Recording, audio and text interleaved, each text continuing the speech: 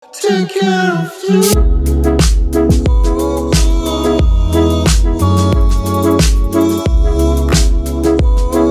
And we're live. So hello. We have a special guest today. His name is Jan Ekstrand. Is that how you would pronounce it? That is correct. See, I didn't ask him before we went on air, but I can say it in Swedish. Go on then. Jan Ekstrand. Yeah, but it sounded good when you said it, Stefan. Yeah, thank you. But you're half Thank Swedish. you. Yeah. Anyway, Jan, we like to have you introduce yourself, but in the if we had met you in a lift.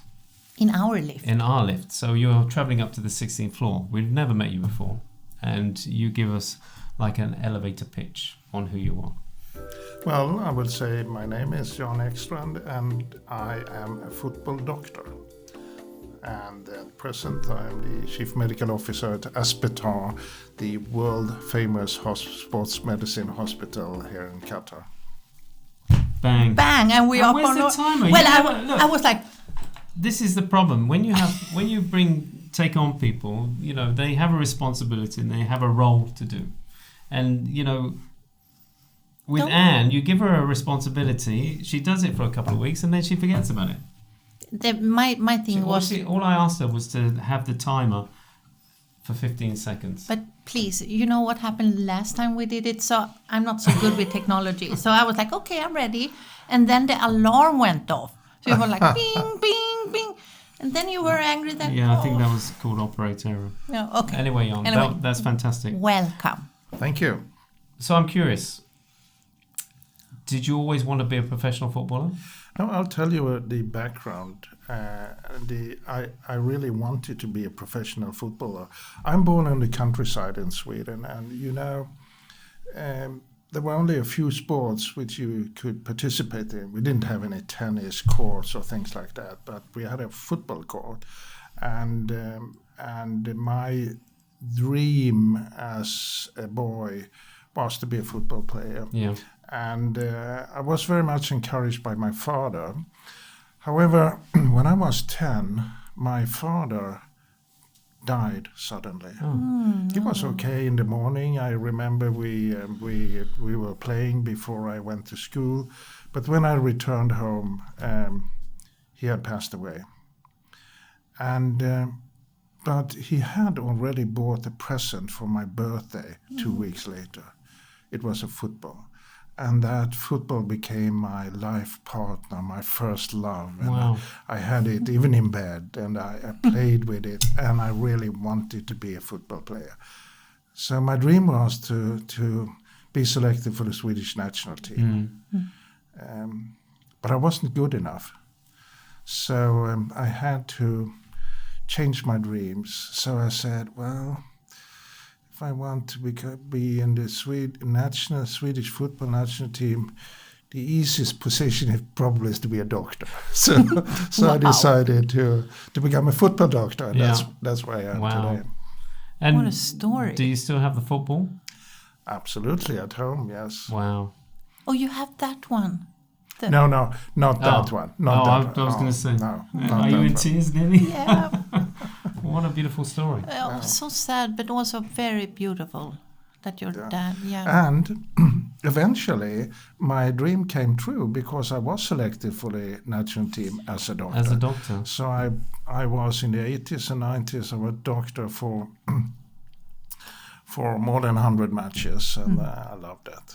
It's amazing, isn't it, when you have a dream and you realize, you know, like we had Ahmed the other day. He was talking about he was a professional footballer, and then he realized that, you know, he wasn't going to get any further, and so he decided he still wanted to be involved with football. Yeah, and that was the same with you. That you had this. You dream. know, I was in the Swedish national team also in 1994 when Sweden won the bronze medal in the World Cup in the US. It's still considered as the best performance in sports ever done in Sweden. Yeah. And it was fantastic to be part of that.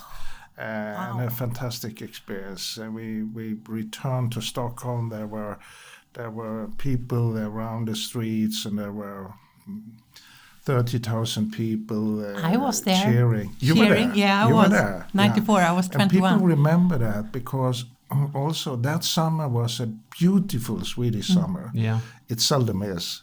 It is like in England. Well, It was so warm. I remember we it's went hit and miss. You know, swimming you can- every day. You can have a really hot summer, or you can have a summer that's literally raining every day. No, Yeah. it was amazing. I remember it because we went swimming every day, and then we watched the games, and I remember it as one of the most magical Swedish summer because of the football, I would say. Everybody was obviously talking football, and we were in the US. So, you know, the interest of soccer is not that big there, so you didn't notice so much. But the reporters from Sweden said that it's hilarious in Sweden. Everybody is talking about football. They watch it on TV. Everybody, and one of the players said, "Well, it's a pity I'm not there back in Sweden." Yeah. It was To amazing. get the atmosphere What and a everything. cool thing that you were part of that. So.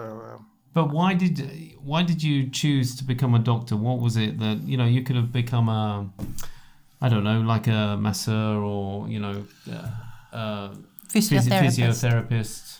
Why? Well, if I wanted to be in the national team in you had to. in the late 70s, Yeah. you could not be a physiotherapist because we didn't have a physiotherapist at that time. I didn't As know a that. doctor, you did Oh, everything. you had to do everything. Stretching, and Yeah. taping, massage, and everything. Yeah.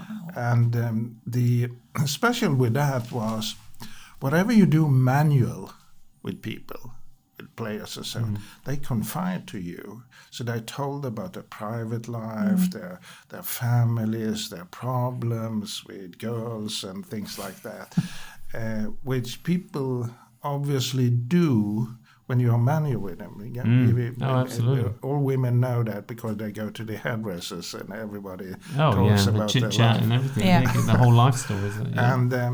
And that was a very good way of getting connected to the player. And later we had physiotherapists, and they took over. And Okay. doctors, the players confined to the physios, not to me as a doctor anymore. So how was it when you were training? Did it come easy to you? Was it was it natural? You know, were you a natural born learner? And because human biology is intense. It's there's a lot of long words and Yeah. Now, going back to my father again, who we were in a small village on the Swedish countryside.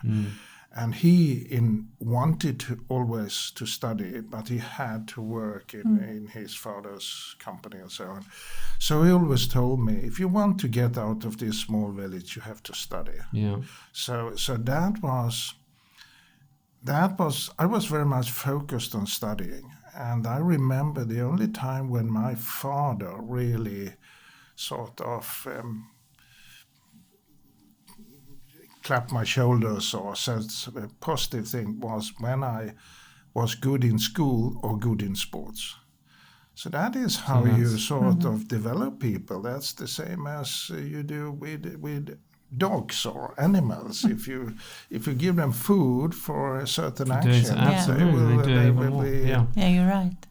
formed like that. Yeah. So I that think was instilled in you, and that drove and you. at that time, doctors it was very difficult to get into the medical education in Sweden. So I think I aimed for that. Another thing is that I don't think I was very popular in school because everybody wanted to be the best or to be good, and the others were just jealous if I was good in school, which was a compensation through sports. But of course in sports, if you're good in football and a good lad, they don't mind if you are black or white or tall or thin. Just you are. It's another world where you could be appreciated.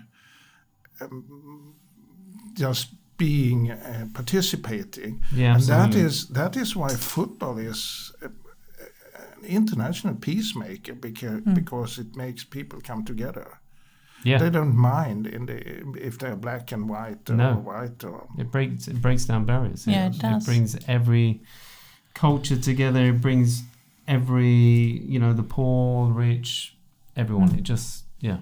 it's amazing. It's It such is. a cool sport It is. in that aspect. Yeah. Wow.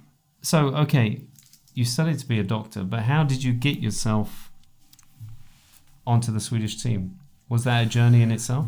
No, no. I started with. I was interested in this, so I contacted a local football team. To the beginning, I worked with a local football team, amateur team, and then I was team doctor for one of the professional Super League teams. And then they offered me to be in the national team as a doctor for the junior teams. Okay, So I so you started won, for yeah. junior teams, and then, if you want to be in a football team, it's not only about your knowledge and your profession. You need to be a team player, Yeah. and you need the situation is quite different that's the same in a Premier League team or a QSL team or so. As doctors, you are used to be a sort of a top in the hierarchy. In a football team, you're low in hierarchy. Yeah. And you have to accept that. Yeah, that's true. You have to accept That's so that. interesting. The majority of time, it wasn't really any medical challenging. I mean, you served people, the players water, and so on. You serve them, but you need to have the knowledge because sometimes it could be really tough situations. Yeah. And were you ever in a situation where you've seen players and they've been injured and that's affected their career, and you've had to sit down with them and say, look, if you push any more, I've definitely seen very difficult situation. I can tell you about two. One is that what you have to understand when you work in a sports field, it's not only football, is that the athletes are pumped with adrenaline, which increases the pain threshold. They can have a lot of painful, but they don't care. We know that from medicine, if you're really stressed, you could be shot in a war, but so stressed that you didn't even notice if it was superficial. I had one player. He was called Stefan. No. Stefan Schwarz. Oh, I know him. I not know him, but I know, of course. Okay. Know one him. of the best football player we had. So had a good name, that's why. Super very name. tough guy on the field, very nice and soft guy outside the field. We had a presentation the day we played a world qualification match with Sweden.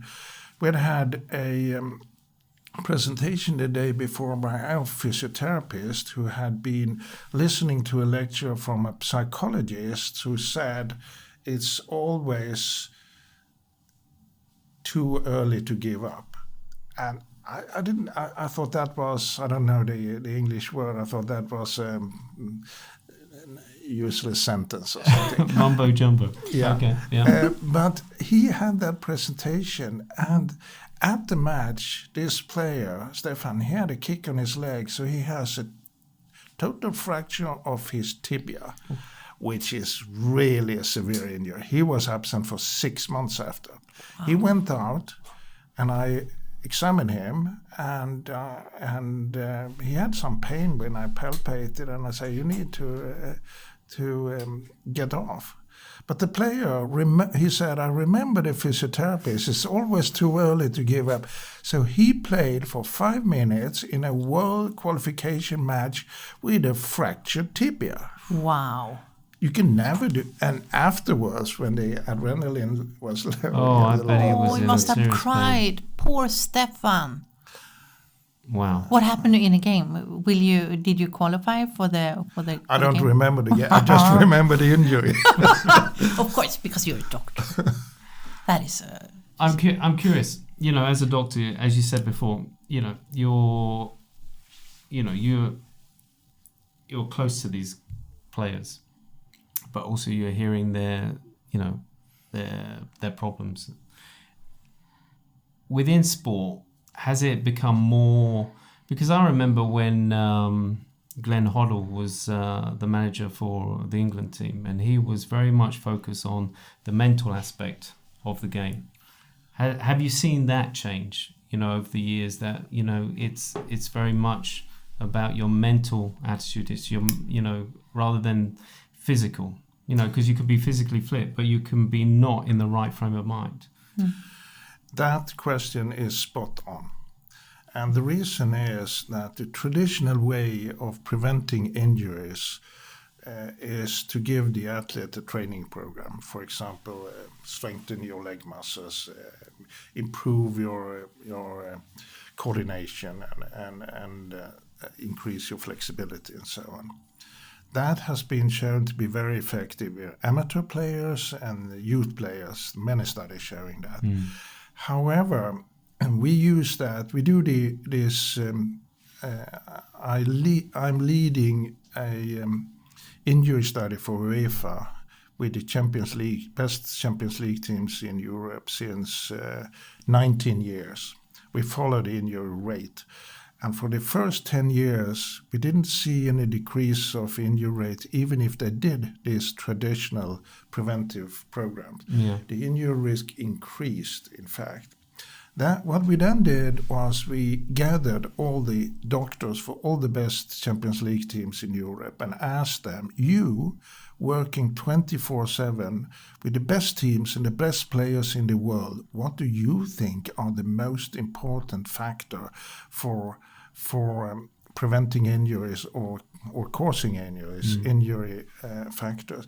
And they came up with some very surprising answers, which I was expecting that they would say economy, more doctors and physios, less injuries, or equipment, or pitches, or things like that. They didn't even mention economy.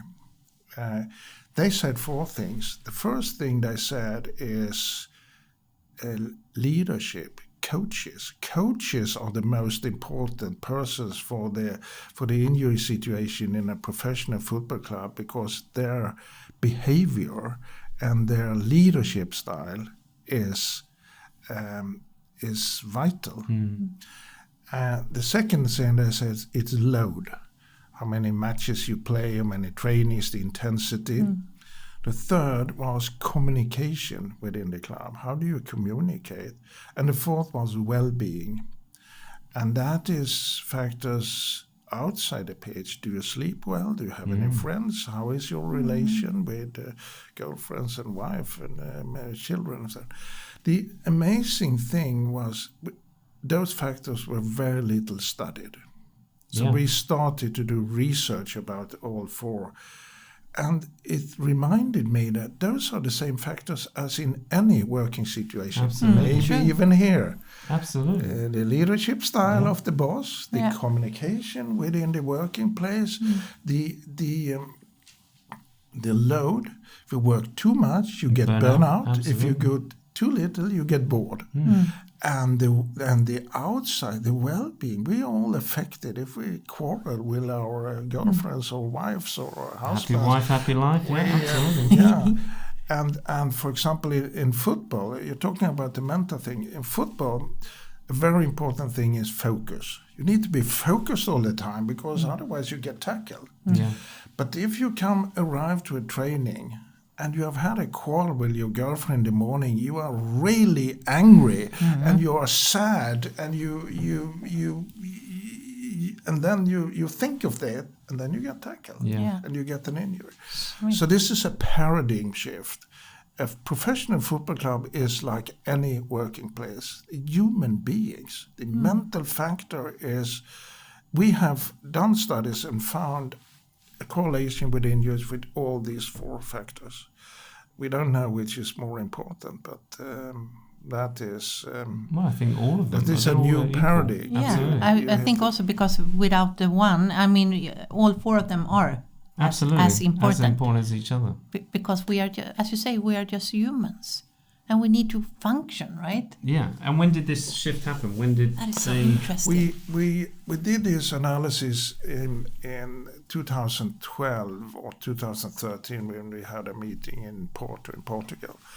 And then we discussed this. We started the studies, and every year we meet the team doctors of these big teams, Manchester United, Arsenal, Juventus, Real Madrid, Barcelona, and so on, every year, 4 days after the Champions League final.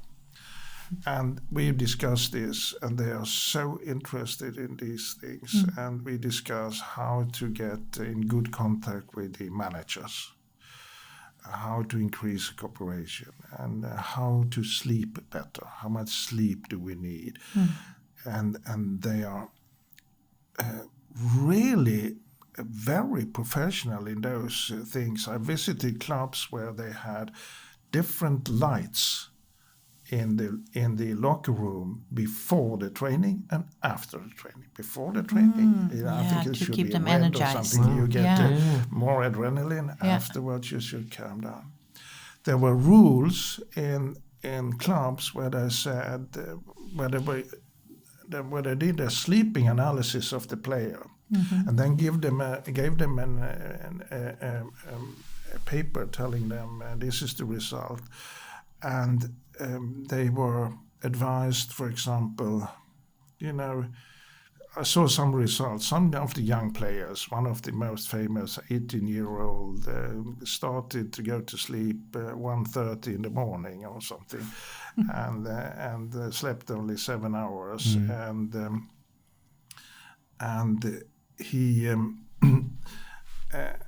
he was getting the advice: you should sleep at least 9 hours, and you should sleep 1 hour in the middle of the day. You are not allowed to have any iPads or mobile phones in the bedroom. Smart. And you're not allowed to look at those for the last 2 hours before you go to sleep. Yeah. You should have this and this type of light. I don't remember which in the bedroom and so on. And they really analyzed this. And he did that? These players are very well paid, but they need to sacrifice a lot. They need to devote their total life to their profession. Well, that was going to be my next question, because that is the case, isn't it? They are professional. They are paid a lot of money. Yeah. So, do they, let the clubs come in and control their lives more? They have to accept that. Yeah. And I would say if I was paid $10 million a year, they could control my life as well. Well, they can take away my iPads too. I just throw them away, okay? Everybody, That's okay. I don't need it. No, just but give me a lesson. call. But it's a lesson for everyone, and this is what I always say, that there's a lot to do with the whole mind control, and and with gadgets as well, and about quality sleep. Yeah. Everyone needs it, but everyone kind of ignores it. And then they wonder why their health breaks down. And they don't look at their overall lifestyle and... Wow. And as you said before also, Jan, like the social media is very time consuming. And the professional football player who are paid very well need to be focused. Yeah, but then isn't that hard these days, because professional footballers have become celebrities as well. Yeah. They are stars. So they're trying to juggle, their professional side as well as their celebrity side. Yeah. So that must be hard for a club to control as well. Mm-hmm. It definitely is. If you're talking about mindset, I remember one story in 1994 in the World Cup. We had one Swedish player who was selected for the world team. And I won't mention his name, but I know Anne would know who it is. He said to me during the World Cup, he said to me, I'm 25 years old and I miss the youth life. I would like to go out with my friends and so on, but I cannot do that. And sometimes he said, I wish I had a little injury because then you could. Now he said that during the World Cup, 3 months after the World Cup, when Sweden played a national team game, he had an injury which was so severe, so it stopped his career. Be careful what you wish I for. reminded him about what do you remember the joke you said? And his answer was yes, but not a big one like this. No. So sometimes, and some these are other factors that are probably, in my opinion, could be involved in many injuries, but it's very difficult to investigate. If your mind setting, if you're sort of thinking that way, maybe it happens to you. But do you see that? Have you seen that? Apart from that, that is a classic, great story to. Well, I've definitely heard things that affects players privately that were happened just before they had injuries. I won't mention any of these here, but I'm a strong belief that the life situation is affecting. This is only also shown in studies, not in sport, but in others. That if in a severe tragic thing happens to you, someone in the family dies, you divorce or things like that, the injury risk in general increases. It's true. What do you say? We have this saying in Sweden, a bad thing doesn't come alone. En olycka kommer inte ensam. No. And it's true. And I think that is what happens when things are getting tough. It's getting more tough. So you need, if it makes sense. I wrote my dissertation my PhD in 1982 about prevention of football injuries, and that was more giving the athlete a training program and so on. I thought I knew I was a top expert in prevention of injuries at that time. I don't think that anymore because you get more and more humble to understand this is much more complicated than just do a training program. There's so many factors involved.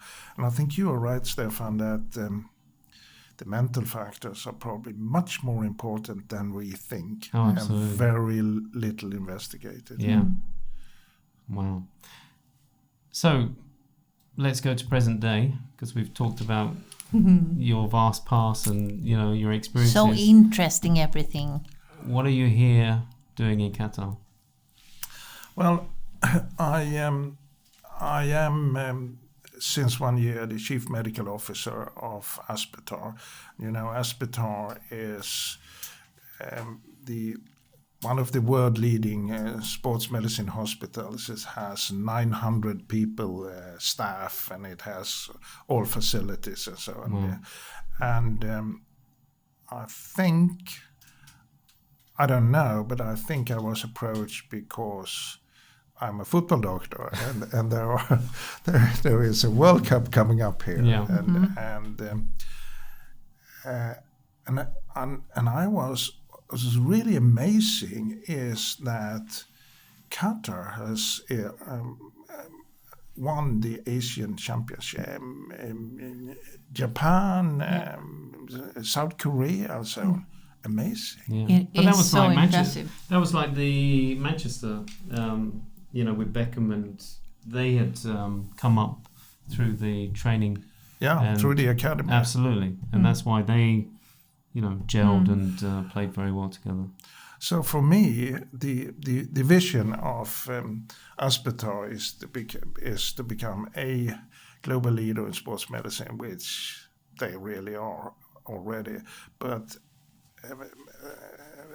my ambition is that I should be the global leader in football medicine. So we are planning we are recruiting some of the world's best football doctors and surgeons, and we are planning to have an education of football doctors. I'm sneaking up the T-shirt here. Would you like to tell? You mentioned it yourself. Yeah, we have, for example, Or was that a secret? I have a shirt here from Luka Modric, who you all know. He is the Real Madrid player and That is so cool. I cannot believe that. star player of the You're easily Croatia. Star Trek. Wow. It's so cool. Croatia national team. So when his doctor was here, he gave me the shirt from Luka Modric. He's very nice. So that must be amazing to be in a situation like that and to have that where, you know, everyone around the world will look at you and see your findings and the research and stuff like that. That must be. It's very stimulating to do this and to be part of this development. It's really stimulating, Absolutely. hectic but stimulating. I'm sure. So you're going to be here for the World Cup? I don't know. In my age, I plan 1 year at a time. Yes. But you're still a youngster. You're still a youngster, Jan. Yes. That's 1 day at a time. let's see what happens. And hoping that either Qatar or Sweden win the World Cup in 2022? Well, if either of those two countries would win the World Cup, it will It'd be a amazing. very big sensation. I think you would be very sad back in England. But you're no. half Swedish. It's fine. It's lucky I'm half Swedish because either or, you know, I'm generally disappointed. So there's never any high expectations. Although, you know, that's what I see is that England has learned a lot. And, you know, when I was watching football in the 80s and 90s, that, you know, you saw the players and they had these lifestyles that, you know, kind of didn't really gel with their professional side. You know, they would go out partying and stuff like that. And, you know, a lot of them have go down the alcohol route and stuff like that. But you see the athletes today and the players today, you can see it's a completely different generation and they are top athletes. And I see the football now being so much faster. It is. It's so much faster because you have these athletes that are literally focused and training all the time. Yeah. It's not the same as it was. And I'm not a football fan, but when I do watch it. It's absolutely right. It's also proven in different studies that the speed in the matches has increased by 30% or Oh, something. you can see it. Wow, that's much. Yeah.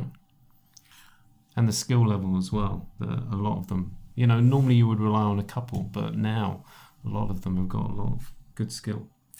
That's from me as Wow, I was like, wow, Stefan, you are so cool. No, you I can don't. so much. No, I only about watch it when the football. national teams play. That's when I'm really interested. Anyway, we're at the end of the podcast, Jan. We have a quick fire question time. Who is the one person that has inspired you through your life?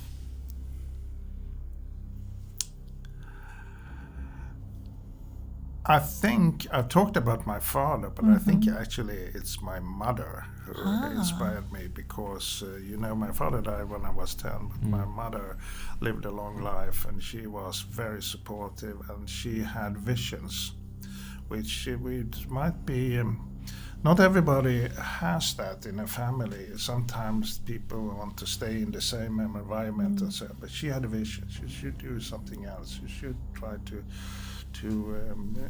go abroad, and she said it doesn't matter which country, because if you go abroad you will understand that everything they say on Swedish TV might not be the total truth or the opinion that everybody in the world has. Yeah, That's a such good a lesson for cool a Swedish mom. person or anybody who is very good. Yeah. and that is very interesting. I'm very interested and fascinated by, for example, we have people from 76 countries working at Aspetar, Oh, and yes. this is a country where you have people from many. So I think. Thank you, Mother. Yes, Mum. Oh, Thank you, Mama, Mum. Papa. What's your favourite film? That is a difficult one. I love some of the, I don't know the names, but the French films during the 70s and 80s with a lot of romantic scenes on the. You're an old romantic. On Not the so beach, old. of course. No, okay. Your favorite book? My favorite book is actually one I'm reading at the moment. Do you know of a Swedish professor called Hans Rosling? I know. Yeah. He is the one he was a professor in social medicine, and he sort of investigated how people have developed. He divided people into different groups of how much they earned or how much they spent during the day, and he has shown that the poverty has decreased very much during the recent 20 years or something. Yeah. Here we are normally so pessimistic. We say it's worse and worse in the world. He was an optimist and he is showing that today more than 80% of all girls in the world, they actually go to school and have education, which people do not believe. It's a very stimulating book, and I can recommend it. Okay. It is in English as well. Yeah, but he's really Great. cool at power of positivity. Yeah. And finally, what's your favorite quote? Have you got a favorite quote in life?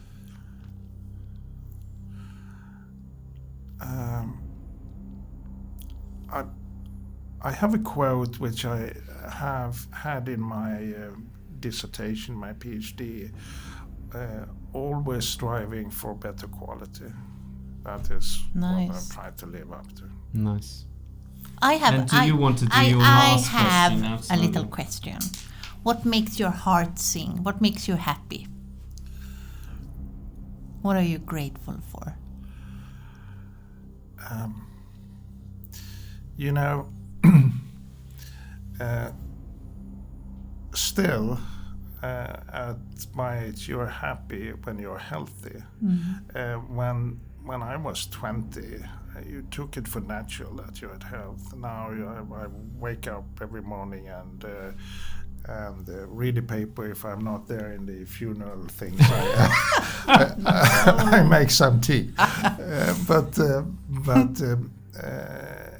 You are happy that you are still not aware of any fatal disease or any painful disease. That is, that's not everyone that could say that, and I'm happy for that. I like that. Very good. Embrace life. Thank you, Jan. Thank you. you, Jan. You're a superstar. Absolutely. Thank you. It's been a pleasure to have you on the show. Thank you. Wish you all the best. Thank you, guys. Thank you for watching. Catch up with us next week. And don't forget to tune into all our other podcasts, Doha Heat and In the Game. In the game. Take care. Bye-bye. Bye. Take care of you.